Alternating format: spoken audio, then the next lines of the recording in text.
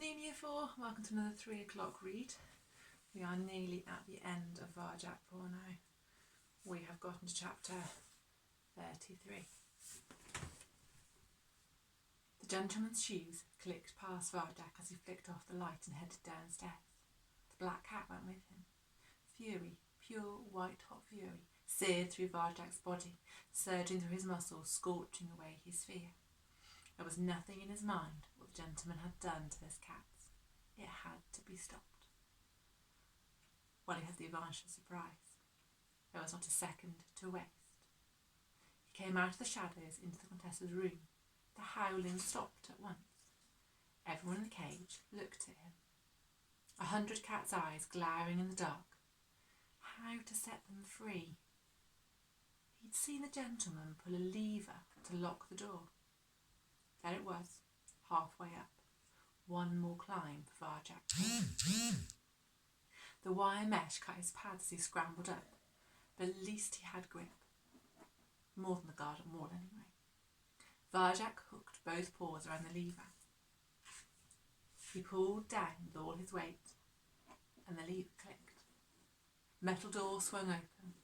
Cats began to stream out. They were pushing and shoving, fighting each other. "Wait!" cried Varjak. "Everyone, we have to work together." No one was listening. They were running in panic out of the darkness of the Contessa's room. Varjak leapt down off the cage. It was chaos on the ground. Paws and claws and tails like snakes whirled around. 100 cats fought for their freedom. This wasn't going according to plan. Where were Tam and Holly? They could help him, if Holly would forgive him. A howl of pain came from somewhere outside the room. Varjak clambered over the paws and claws, over the door, onto the landing into the light. The black cats were at the top of the stairs. Both of them. Together they were terrifying. No one could get past them. Strewn beside them were bodies of those from the cage who'd made it out first.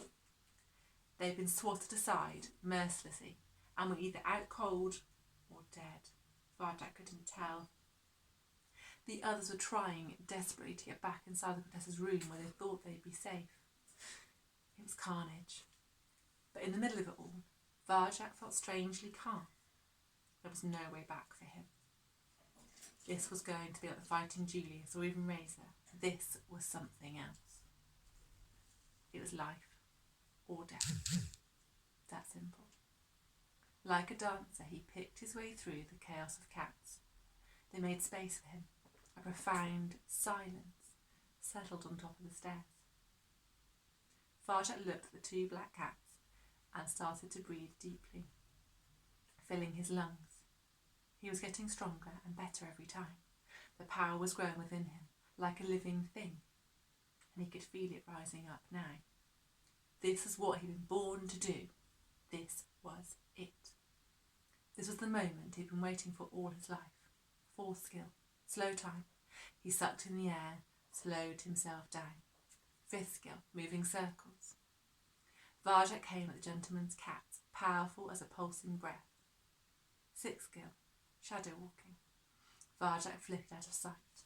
The black cat's whiskers twitched, as if they knew something was about to happen, but they didn't know what.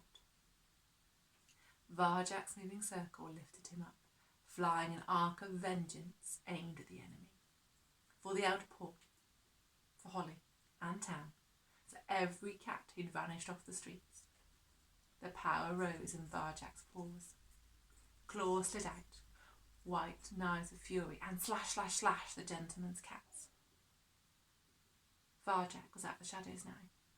All the energy, all the darkness and light were flowing through him, going out in blow after blow after blow.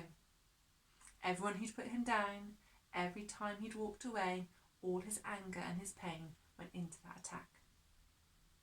It felt overwhelming, a massive rush of power, almost more than he could control. He could win this fight. He could beat anybody, because he knew the skills. He kept the way alive. Inside him, everything Jalal had passed on was coming together.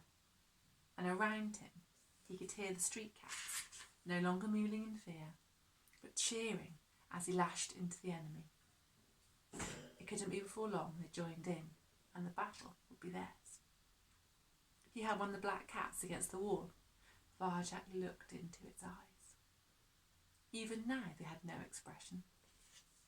He launched in the circle, ripping right across the face. He didn't blink. No blood came from the wound. Varjak was tearing him apart, but it didn't bleed. How could that be? He hit it with his best shot, shots he knew would knock out another cat, but it stayed standing. It didn't go down, and now he'd lost the element of surprise. The black cat hit back. It was incredibly fast, even with Varjak in slow time. He arched aside and only just dodged. The two black cats glanced at each other, and they came for him as they came for the elder paw in the garden long ago. Two bodies moving perfectly as one. Varjak spun a circle as wide as he could imagine. Moving as quick as thought, he deflected one blow. Then another, turning them away. The circle howled. He could feel the energy crackling through him, but the black cats kept coming. Relentless, tireless, perfect. Two of them. They didn't give him a moment to think. It took all his powers of concentration to fend them off, and slowly they forced him back to Contessa's room. Smash. One of the black cats broke a circle. His defences were down. He reared off balance. It leapt on him, wrestling him to the ground. Varjak twisted away, but it was no good. His enemy had him now. It was beating him into the floor. Hard to breathe. Where were the others? Why weren't they helping? Must break free, Varjak lashed out. The weight pressing down on him, pinning him, paws crushing his lungs. Varjak gagged. No air. Black eyes filled his sight. He'd used all the skills, and they weren't enough. The way wasn't enough. But there had to be a way to win. There had to. At the edge of the vision, he saw a flash of black and white fur, a gravelly voice. The collars! The collars?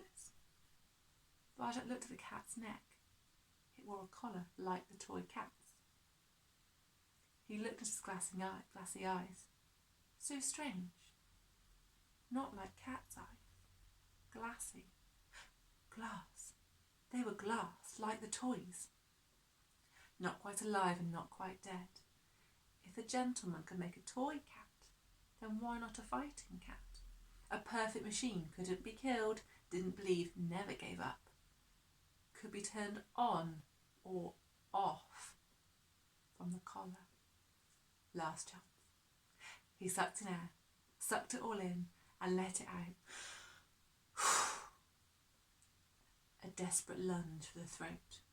His teeth closed around the collar, wrenched back and ripped right through it. The collar curled off the black cat's neck. Its eyes opened wide in surprise. It started to raise a paw, but it was slowing and slowly, almost gracefully, it ground to a stop.